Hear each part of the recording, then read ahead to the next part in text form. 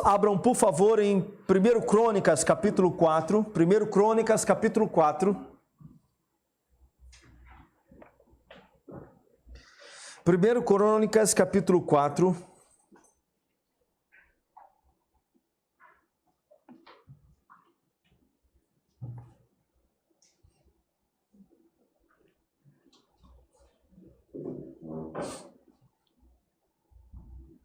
A partir do verso 9, vamos ler dois versículos, 9 e 10. 1 Crônicas 4, versos 9 e 10.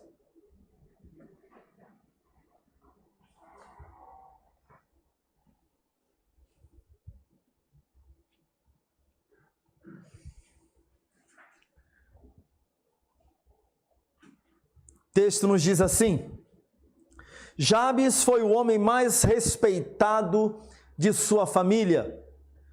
Sua mãe lhe deu o nome de Jabes, dizendo: com muitas dores o dei à luz.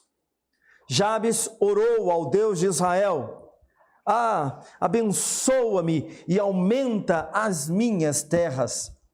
Que a tua mão esteja comigo, guardando-me de males e livrando-me de dores. E Deus atendeu ao seu pedido. Louvado seja o nome do Senhor pela sua palavra. Vamos orar. Deus, nós suplicamos primeiramente que o Senhor tenha misericórdia de nós, que o Senhor perdoe os nossos pecados, que o Senhor purifique o nosso coração, as nossas mentes sejam purificados por Ti, Pai. Pedimos a Tua graça sobre cada um de nós. Abençoa também aqueles irmãos e irmãs que não puderam estar aqui conosco, mas estão acompanhando este culto de seus lares. Derrama da Tua graça e do Teu poder sobre cada um deles também. Oramos, ó Pai amado, neste momento, te agradecendo pelos dízimos e pelas ofertas que foram entregues na Tua casa, mas também agora oramos, suplicando que o Senhor abençoe a Tua palavra, ó Pai, que o Senhor tenha misericórdia de nós, que o Senhor tenha misericórdia da minha vida, ó Pai, para que eu seja instrumento em Tuas mãos neste momento, Pai. Nada posso dizer de mim mesmo, aliás, não fui chamado pelo Senhor para falar do meu coração, mas para falar da Tua palavra. Então que o Senhor venha falar conosco, Pai. Corrige-nos, exorta-nos, ó Pai amado, consola-nos, conforta-nos, dá-nos a Tua direção, ó Pai. É o que nós precisamos, da Tua palavra nos nossos corações. Assim nós oramos em o nome de Cristo Jesus. Amém, amém. Os irmãos podem sentar, por favor.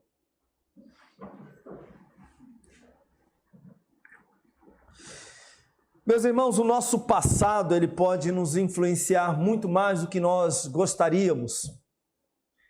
E eu creio que todos nós já cometemos muitos erros no passado, creio que todos nós já fizemos coisas as quais nos envergonhamos e que não gostaríamos sequer conversar com ninguém sobre essas coisas.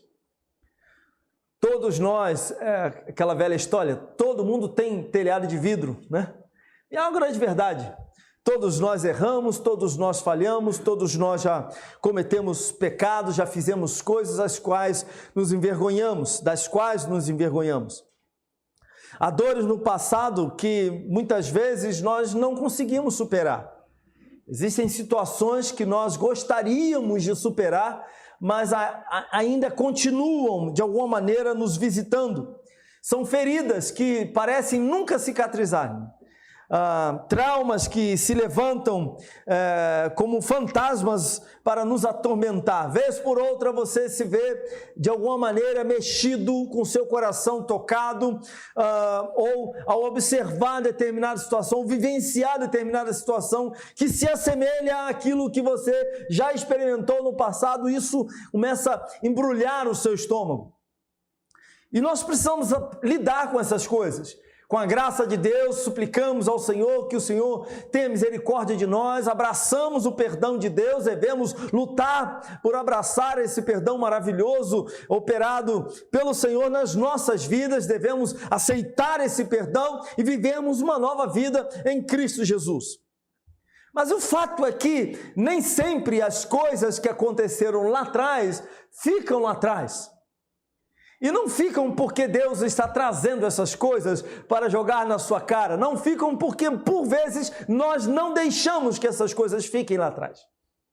Por vezes, é como se pescássemos essas coisas novamente. Como se laçássemos essas coisas e trouxéssemos para mais perto. E essas coisas certamente nos machucam. Nos trazem, podem trazer memórias amargas e acabar de alguma maneira travando a sua vida, travando as nossas vidas. No texto de hoje, meus irmãos, nós temos uma história de um homem, é uma pequena história, nós temos um trecho, eu acho que ainda está no capítulo 2, isso aí, né? Capítulo 2, verso 55, que faz menção a uma espécie de uma cidade que talvez tivesse sido ali fundada pelo próprio Jabes, mas nós não temos muitas coisas sendo ditas a respeito de Jabes, apenas o que nós temos aqui. São 2 versículos que são bastante significativos para nós. São significativos porque o texto começa dizendo, o versículo 9 começa dizendo que ele foi o homem mais respeitado de sua família. Dentro da sua família, e nós não estamos falando de famílias semelhantes às nossas aqui, né? Porque hoje, com exceção de algumas poucas famílias, alguns poucos pais, né? A maioria só tem 1, 2 filhos, e olhe lá. Os nossos dias aí as pessoas estão segurando cada vez mais, é natural, muito comum, essas novas famílias têm surgido, e às vezes falam, não, eu não quero, por enquanto não pensamos em filhos, né? O que lá atrás era o inverso, que se imaginava, quero ter meu filho, minha mãe quer ter suas netas, meu pai quer ter seus netos, e era dessa forma. Mas nessa época aqui, as pessoas tinham muitos filhos, as famílias eram muito grandes. E o texto diz que Jabes foi o homem mais respeitado de sua família. Isso é significativo, porque estamos falando de um comportamento, de um estilo de vida, estamos falando de uma maneira de encarar a vida, estamos falando de uma vida que temia a Deus. Mas o texto também é significativo porque diz que sua mãe deu esse nome a ele porque ela teve muitas dores. Tá? E isso marcou tanto a sua vida que você não é possível, esse garoto vai fazer algum mal para alguém. Né? E dá o nome de Jabes, que significa aquele que causará dores. Imagina um negócio desse. Né? Deve ter sido muito difícil para ela. E depois nós temos aqui uma oração, né? Uma oração que deve ser copiada por todos nós. Mas o fato é que Jabes foi esse homem, né? Que certamente superou dores no seu passado.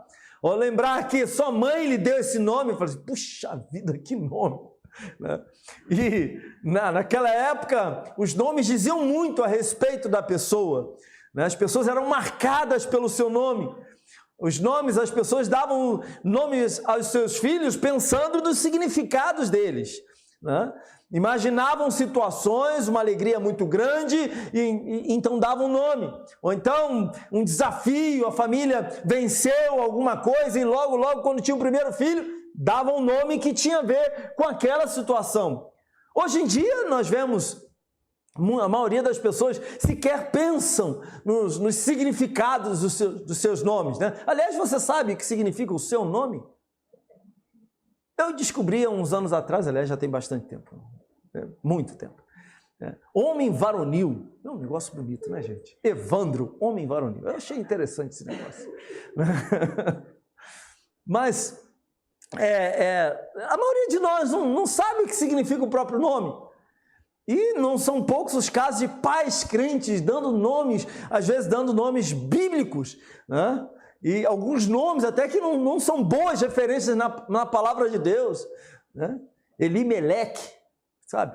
Não dá um nome do seu filho de Elimeleque, por favor. Né? E tem nomes assim, e pais cristãos dando nome de deuses pagãos, né? Nomes ligados à mitologia grega, por exemplo, é muito comum, muito comum. Mas nessa época aqui, as pessoas davam nomes que tinham a ver com a vida daquela pessoa, daquela família.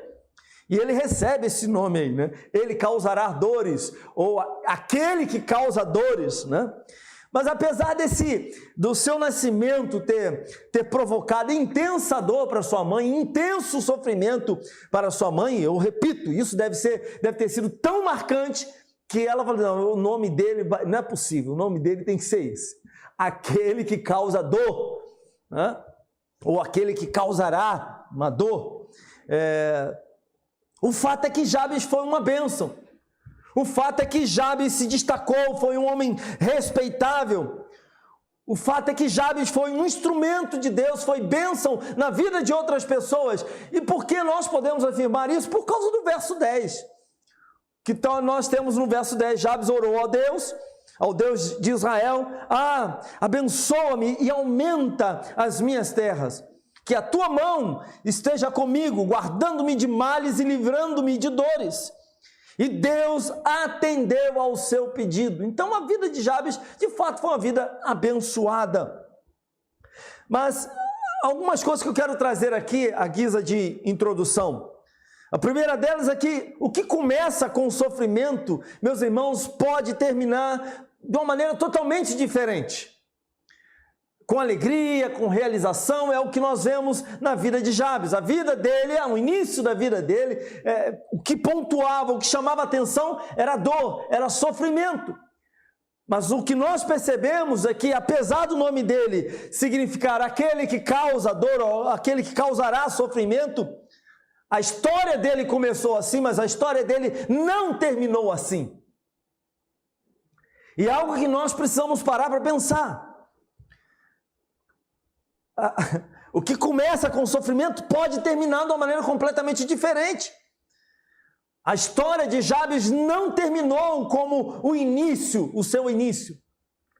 Ele não foi um homem que causou sofrimento. Ele viveu de maneira respeitada, ele foi uma bênção, ele se voltou para Deus, ele buscou a Deus. A sua vida foi diferente. Da mesma forma, a nossa história também pode ser diferente. Talvez você olhe para o seu passado e você identifique no seu passado muitas dores, muitos sofrimentos. Mas você pode, com a graça de Deus, no poder de Deus, vivendo de acordo com a vontade do Senhor, viver de maneira diferente e terminar de maneira diferente. Pessoas que sofreram com rejeição, por exemplo, podem terminar de maneira diferente. Podem evitar reproduzir isso em suas vidas. Podem ser pessoas completamente diferentes com a graça do Senhor. Mas um outro aspecto também, à guisa de introdução, é que Jabes era um homem de oração. Isso fica muito claro no texto. Por quê? Porque sobre a vida de Jabes nós temos 2 versículos. Um deles falando que ele era um homem respeitável. Um deles ressaltando que, falando que a sua mãe colocou esse nome nele por causa das dores que ela enfrentou, que ela passou, mas também dizendo que ele era um homem respeitável. E o segundo versículo é uma oração que ele faz. Então isso é significativo. De 2 versos que nós temos na palavra de Deus falando sobre a vida de Jabes, um fala que ele é um homem respeitável, que a sua mãe deu esse nome para ele porque ela teve muitas dores, certamente sofreu muito. Mas o segundo versículo desses 2 é uma oração que ele faz a Deus e que no final desse versículo diz que Deus atendeu ao seu pedido. Então, o que nós podemos dizer aqui é que Jabes não era um homem que não falava com Deus, que não buscava Deus, mas foi um homem que buscou falar com o Senhor e colocar a sua vida diante de Deus. Sua vida contada em 2 versículos, e um deles é sobre oração, sobre a sua oração. E a gente, de vez em quando é importante a gente parar para pensar sobre a vida de oração que nós temos. Sobre que tipo de oração nós fazemos. O que que eu peço para Deus? O que que nós pedimos para Deus ao longo da nossa vida? Quais orações marcam a nossa história ou têm marcado a sua história? Qual é o maior inimigo, o nosso inimigo, para orar, no tocante à oração? Será que é o tempo? É isso? Não dedicamos tempo suficiente? A correria da vida, a sua carreira, a nossa própria carne, o diabo certamente, a nossa carne certamente. Será que o nosso maior inimigo no tocante à oração tem sido a falta de disciplina? Porque é possível sermos pessoas de oração. Qualquer desculpa que você dê será apenas desculpa. Porque todos nós podemos ter uma vida de oração e devemos ter uma vida de oração. Mas as lições que eu quero trazer para os irmãos é a respeito dessa oração, que está no verso 10. Primeiro, Jabes clama pela bênção do Senhor, que está no verso 10. Jabes orou ao Deus de Israel. Abençoa-me. O que ele deseja é a bênção do Senhor. Ele poderia muito bem focar nas lembranças amargas que ele tinha da sua vida, no seu passado. Mas o que nós vemos é que ele olha para os céus e roga as bênçãos do Senhor sobre a sua vida. Ele não ficou curtindo os seus traumas de infância, mas ele pediu que Deus o abençoasse. Ele compreendeu que a sua vida não precisava ser uma jornada de dor, mas uma caminhada sobre as bênçãos de Deus. E nós percebemos que esse pedido que ele faz ao Senhor, não é difícil notar aqui o senso de urgência no seu coração, o desejo forte no seu interior dessas bênçãos do Senhor. Ele quer que Deus o abençoe. Isso pode parecer simples, meus irmãos, mas não poucas vezes nos deparamos com uma tendência no nosso coração de olharmos apenas para os problemas, focarmos os problemas na nossa vida. As coisas ruins. Ao invés de levantarmos a nossa cabeça para o alto, ao invés de erguermos as nossas vozes ao Senhor e pedirmos, ó Deus, abençoa-nos, e fazemos isso com confiança. E a oração deste homem não foi uma oração desprovida de fé, não foi uma oração da boca para fora, mas foi algo que veio do seu coração. Pois o próprio verso, no seu final, na terceira parte dele, diz: e Deus atendeu ao seu pedido. Então não foi um pedido qualquer. Ele de fato queria que Deus o abençoasse. Ele sabia que precisava da bênção do Senhor. E aí, nós também clamamos a Deus dessa forma? Ou ficamos com os nossos olhos presos no nosso passado, nos traumas, nas coisas ruins, nas experiências que tivemos e que machucaram o nosso coração, nas coisas que não conquistamos, nos problemas atuais? Ou nós levantamos a nossa cabeça e clamamos, ó Deus, abençoa-nos. Senhor, me abençoa, eu preciso da tua bênção sobre a minha vida. Mas um segundo clamor que ele faz aqui é pela prosperidade da parte de Deus. Ele pede que Deus o abençoe, que Deus o faça prosperar. E aqui eu quero fazer um adendo, porque com o problema da teologia da prosperidade, me parece, é uma sensação que eu tenho, é que nós cristãos, por vezes, não nos sentimos muito à vontade em pedir que Deus nos faça prosperar. Aqueles que têm um olhar um pouco mais clínico para a teologia, quando ouvem ou quando fala-se de prosperidade, isso parece gerar um certo incômodo, por causa da teologia da prosperidade, daqueles que acreditam que se você tem muito, se você é um crente, você tem que ter muito dinheiro. Se você é um crente, você vai ter que ser um chefe lá no seu trabalho, porque afinal de contas você é cabeça, você não é cauda. A teologia da prosperidade diz que se algumas coisas estão acontecendo de errado contigo, é que tem uma coisa errada na sua relação com Deus. Porque afinal de contas, se você é um homem de Deus, se você é uma mulher de Deus, você vai ter que prosperar. Então, em outras palavras, um crente tem que estar sempre de carro do ano, um crente tem que tem que ser dono do seu próprio negócio, não pode ser um empregado, um crente tem que se destacar. Materialmente ele precisa se destacar, porque afinal de contas você é um filho de Deus. E Deus é dono de todas as coisas.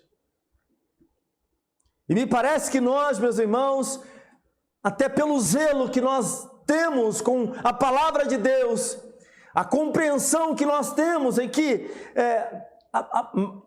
os bens materiais deste mundo não são a grande riqueza que nós devemos lutar e batalhar de verdade. Não devem ser a nossa prioridade. Por vezes nós nos sentimos quase que mal em suplicar que Deus nos faça prosperar.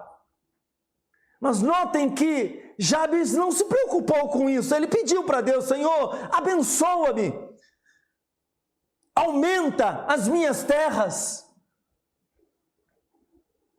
Em outra versão, na Revista Atualizada ou na Nova Almeida Atualizada, alarga as minhas fronteiras. É isso, Val? Vê se está escrito aí na...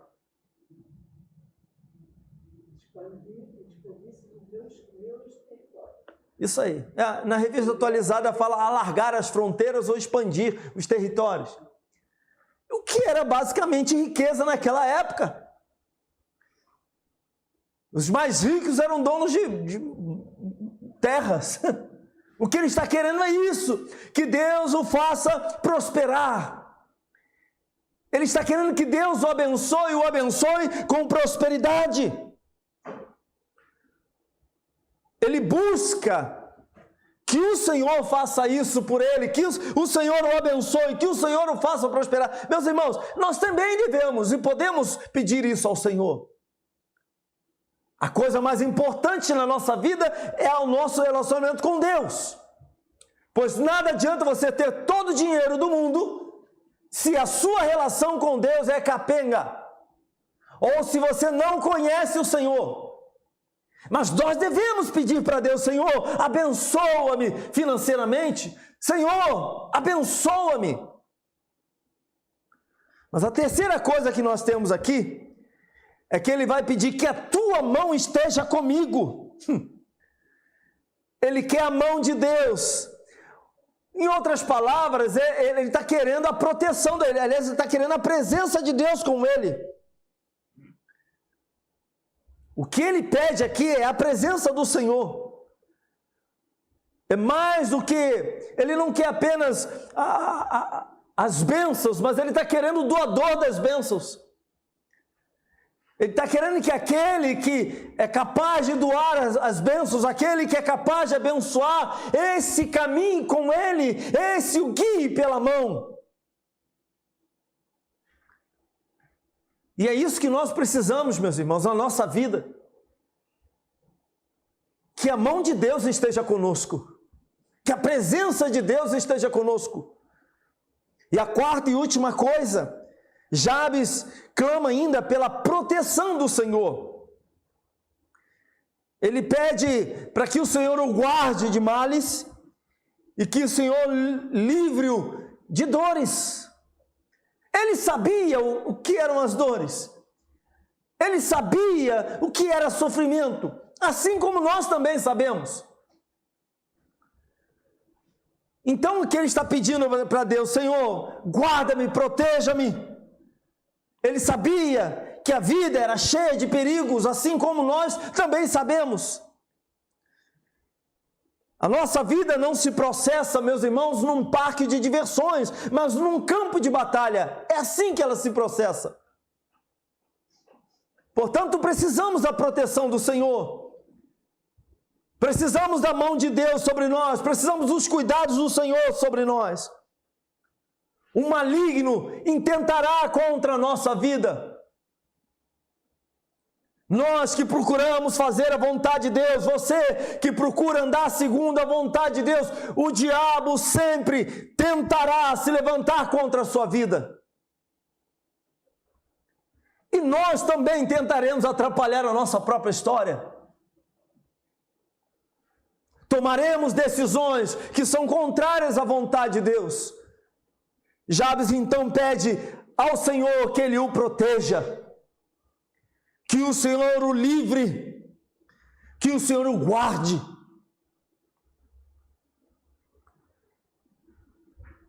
E nós também precisamos disso. Necessitamos da mão do Senhor, necessitamos da proteção do Senhor sobre as nossas vidas. E eu quero encerrar aqui dizendo que o que nós temos nessa simples oração, ou nessa oração desse homem que o próprio texto diz que foi o mais respeitado da sua família, é uma oração que considera Deus, que clama ao Senhor para que Deus o abençoe.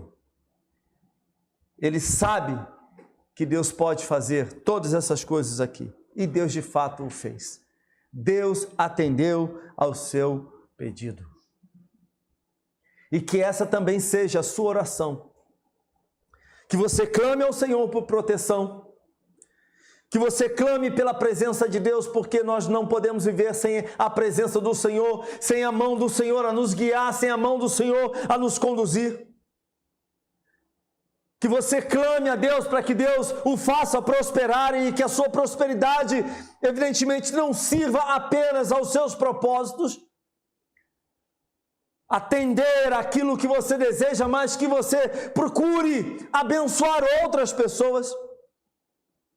E que você clame a Deus, Senhor, coloca a tua vida nas mãos do Senhor, pedindo para que Deus o abençoe. Que você seja uma pessoa de oração. E mais ainda, que você compreenda que você pode terminar de maneira bem diferente, que a sua vida pode ser muito diferente, que você pode ter iniciado, pode ter traumas na sua vida, você pode ter passado por muitas situações difíceis, você pode estar enfrentando ou ter enfrentado muitos problemas, mas pode ser diferente, você pode terminar diferente. Você sofreu, ou você pode ser bênção na vida de muita gente. Deus pode construir uma nova história na sua vida, em o nome de Jesus. Amém? Curva a sua cabeça agora, por favor.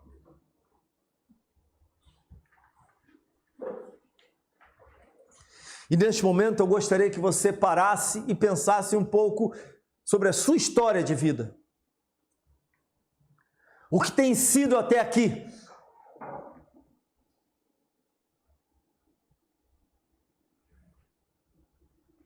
Talvez você identifique muitas dores até aqui. Talvez você reconheça que a sua vida até hoje tem sido marcada por muitas dores, dificuldades, problemas, fardos pesados.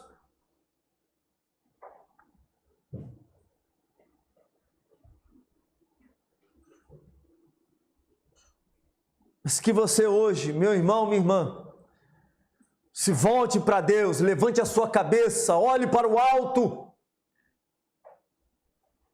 Que você deixe de se prender aos traumas, às dificuldades, aos problemas, àquilo que tem achatado a sua vida espiritualmente ou em todos os outros sentidos, em todos os sentidos.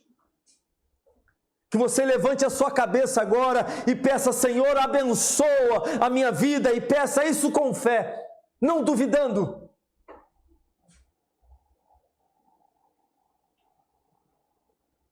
Que você creia que a sua história pode terminar diferente, que o seu passado pode ter sido doloroso, mas que ela pode ser diferente, a sua história pode ser diferente. Você colocando Deus à frente da sua vida, pedindo, suplicando as bênçãos do Senhor sobre a sua vida, a proteção de Deus, a direção do Senhor, a mão dele sobre a sua vida.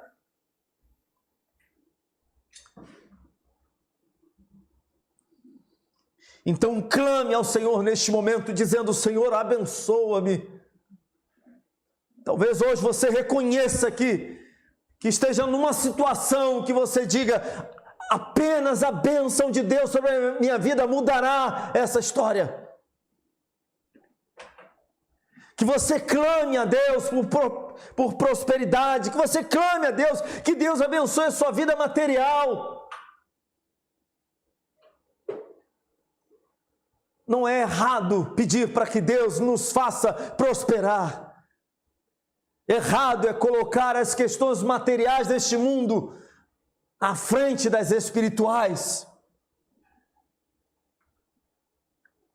Errado é focar toda a nossa vida naquilo que nós podemos obter ou conquistar neste mundo. O foco principal da nossa vida é o nosso relacionamento com Deus.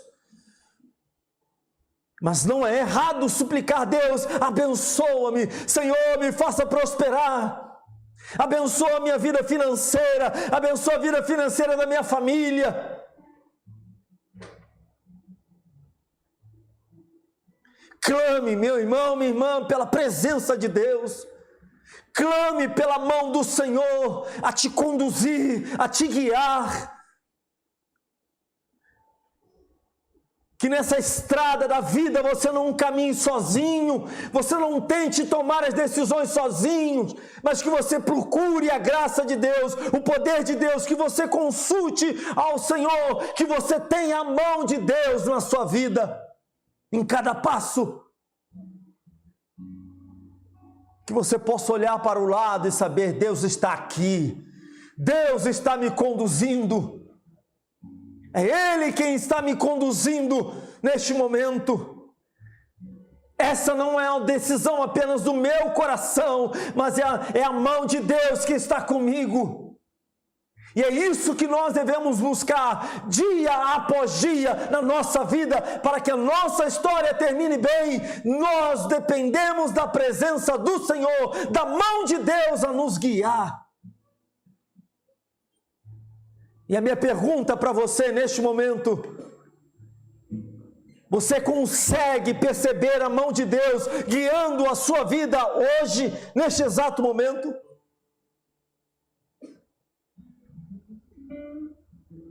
E mais ainda, meu irmão, minha irmã,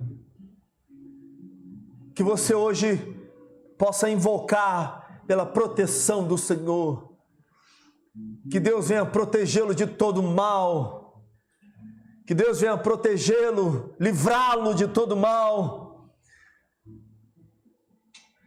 Seja o Senhor a te guardar, meu irmão, minha irmã, e que você possa caminhar como alguém que tem muita segurança em Cristo Jesus.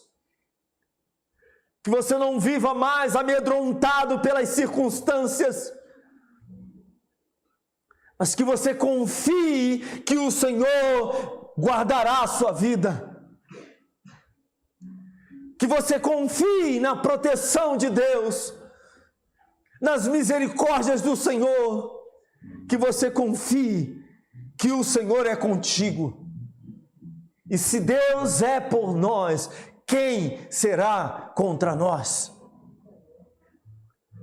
Então invoque a proteção de Deus, clame pela proteção do Senhor, clame pelos cuidados de Deus sobre a sua vida. Que o Senhor venha lhe guardar do maligno, mas que o Senhor venha nos guardar de nós mesmos, das decisões ruins, das atitudes que não glorificam o nome do Senhor e que podem nos fazer afundar num buraco existencial. Que o Senhor nos guarde, que o Senhor nos livre, em o nome de Cristo Jesus. Pai, aqui estamos, ó Deus, aqui estamos como teu povo, Pai, pessoas que dependem do Senhor, ó Pai. E queremos neste momento fazer esta oração, ó Pai, que o próprio Jabes fez. Queremos suplicar que o Senhor venha abençoar a esta igreja. Que o Senhor abençoe cada vida aqui, ó Deus, seja a tua graça, o teu poder, que as tuas bênçãos recaiam sobre cada vida, em o nome de Cristo Jesus. Nós nem sempre sabemos o que é o melhor para nós, mas o Senhor sabe. Então suplicamos, abençoa-nos, ó Deus. Nós precisamos das tuas bênçãos, nós carecemos das tuas bênçãos. Te suplicamos também, ó Pai, nos faça prosperar para a glória e para a honra do teu santo e maravilhoso nome. Que não falte o pão de cada dia nos nossos lares. Que não falte a nós, ó Deus, a condição para abençoarmos outras vidas. Mas também suplicamos, ó Pai, pela tua presença. Queremos a tua presença, a tua mão a nos guiar, a nos conduzir pelas estradas da vida. Que nessa nossa jornada de fé tenhamos a convicção de que o Senhor nos pega pela mão e nos conduz. Tenhamos a convicção de que não estamos caminhando sozinhos, mas que o Senhor é conosco. Tenhamos a convicção de que cada decisão que tomamos, cada passo que damos nesta vida, podemos e contamos com a mão protetora do Senhor, com a graça de Deus, com a presença de Deus sobre as nossas vidas. Tenhamos a convicção, ó Pai, de que o Senhor é aquele que nos livra de todo mal, que a nossa vida está sob os teus cuidados, que a nossa vida está sob os teus cuidados. Então assim oramos, ó Deus, e oramos com fé, não duvidando, mas com fé, confiando na tua graça, no teu poder, na tua misericórdia, confiando, ó Pai, que o Senhor nos ama, que o Senhor nos quer bem, e que o Senhor venha atender às nossas orações nesta noite, em o nome de Jesus. Amém e amém. Glória a Deus, glória a Deus. Fiquemos de pé neste momento, meus irmãos.